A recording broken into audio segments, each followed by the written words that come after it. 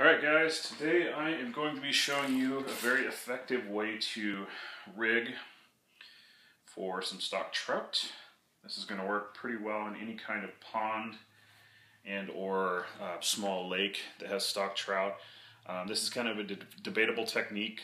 It's something that I like. Not everybody does. A lot of times you'll hear, tight lines equals good fish, but in my experience, the fish seem to like it better when the line's loose, and I'll explain what I'm talking about here. So what I'm going to do, I'm going to take a little slide sinker, egg sinker, however you want to call it, two of them actually, like so. I'm going to take my line. Now you're going to have a hard time seeing the line because this is a little tiny. This is a 4-pound to 6-pound test fluorocarbon, so you're not going to be able to pick it up on the camera very well probably. You're going to want to thread it through just like you would any other thing. Got a little bit of butterfingers going here. It is a tiny line, so bear with me.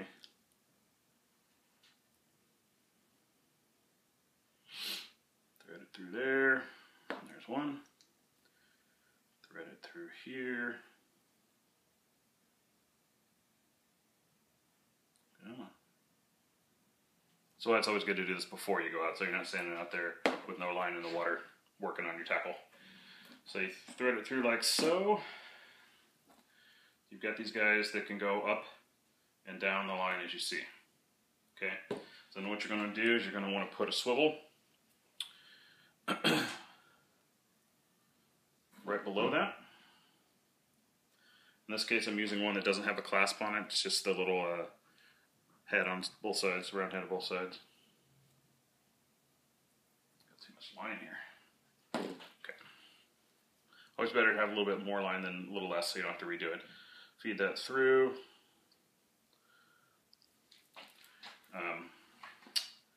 So the idea is that you want this to stop your swivels at a certain point, okay? Like so. Tie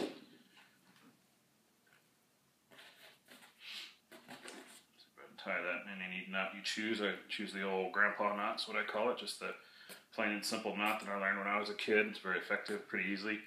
Go over, I don't know, 5-6 times.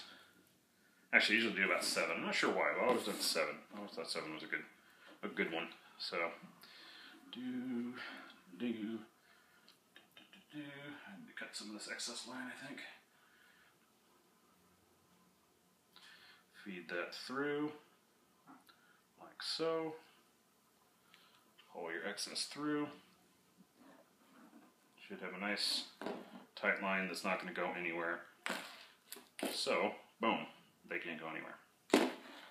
The idea behind this is the loose line theory, which I seem to like better than the tight line theory, is there's so many different things that a fish can sense, can feel, can kind of get a hold of when they're in the water, and why make it harder? So if you're a fish and you come up and your line's super tight and you start pulling on this thing and you get tension on the other end, you're going to be like, hey, what is going on? But if he pulls on it and he doesn't get tension because the slide sinkers are sliding up like this and he's not feeling anything, he's liable to grab onto that and take off. Okay, so that's the whole idea behind this. You have the weight to get it out where you need to get it. You have the weight to float it off the bottom. But when he hits it, it's going to go up the line. He's going to take off. He's not going to know what's going on. He's going to be none the wiser that you have him in your grasp.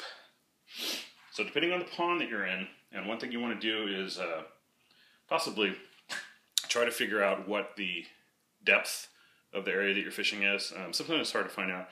Like for example, Sheridan Pond, where I fish a lot of times. I actually heard from a guy 3-4 years ago. The weeds had gotten so bad there that it was unfishable.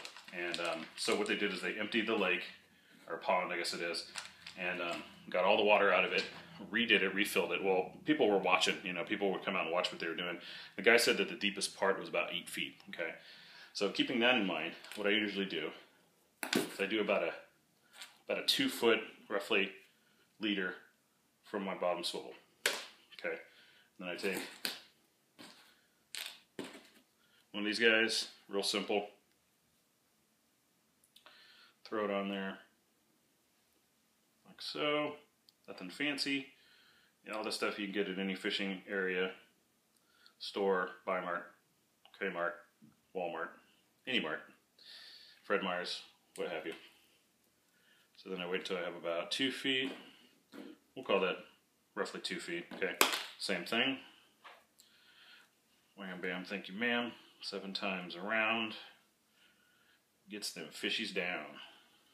Oh, that was terrible. Okay, I apologize for that. I don't know where that came from. Put this over. I'm having a hard time seeing my line because I'm doing this in my garage, so my background is the concrete floor, and it's very difficult to see what the heck I'm doing here. Over, over, over, and over. Okay, same kind of thing. Get your end. Feed it through. Okay, that didn't work the way I wanted it to, so I'm going to redo that here. This might take you a couple times. No, I guess it did. Okay. Feed it through. Pull it tight. Tight like a toiga. Boom, boom, boom. So now you have a good 2-foot leader. And then, you know, I'm not a good knot tire. I don't know real fancy knots or anything like that. So I just stick with regular old snelled hooks. This here is a little tiny egg hook. Actually, it's about the size of an egg hook. It's actually not an egg hook. It has this is what you would use for something like a little tiny bluegill or, you know, something along those lines. But it's basically the same idea. I don't have any egg hooks at the moment. And I've noticed that it doesn't really matter. These work just as good with this particular setup as the standard golden egg hook that you might get from the store. So you take that, take your egg, pop it on there, cover it up. I usually use 2. Put this one up a little bit farther up, do the same thing here. You'll notice I'm using the yellow Berkeley Power eggs. And if you notice that they're sparkly, it's because I put glitter on them. You can buy glitter anywhere. I got it at Michael's craft store. Okay. Boom. There you go. So, the idea behind this is you throw it out there, let your line, you know, go loose. These hit the bottom. This hits the bottom and then just kind of floats. All right, so it looks attractive to Mr. Fish that's coming up going, honk. He'll grab the whole thing. He'll take off. He's not going to feel any tension. If he does come by and just nibble it, if your line's super tight, he's going to nibble it and he's going to feel that tension and he might take off. I'm not saying all the time because I've had luck with both, and I know a lot of people are all about the tight lines. But in this particular scenario, it works really well. So, comes up, nibbles on it, doesn't feel any tension. Okay, all's clear, Mr. Fish. Got my meal, I'm going to take off. Boom. Bam, now he's tight. You're going to see your line go from super relaxed. What I do is I let I'll throw it out, let it float, and just kind of, you know, feed it out a little bit so it's super, super loose. So you're going to see your line kind of super loose like this. And basically, what you're going to see, you got a loose line. As soon as he hits, boom, your line's going to start moving like this. And it's going to go super tight. Your pole's going to bend. Boom, you know you got a fish on the line. So give this a try. I swear this works really well with stock trout in a lot of the local ponds, especially after it's been stocked. Real easy. 2 sliding sinkers. One of these little guys, tie it up. 2-foot leader. Tie it up. Snelled hook, couple eggs. Throw out some trout scent or your favorite nasty, disgusting smelling scent. And there you go. You got a fish. So try this out. Let me know how it goes. Hopefully everything will work out for you and you'll catch the big one. I've caught up to, I think the biggest 20, well, I have a picture on I actually have the picture on my channel there. I think he was 24 inches.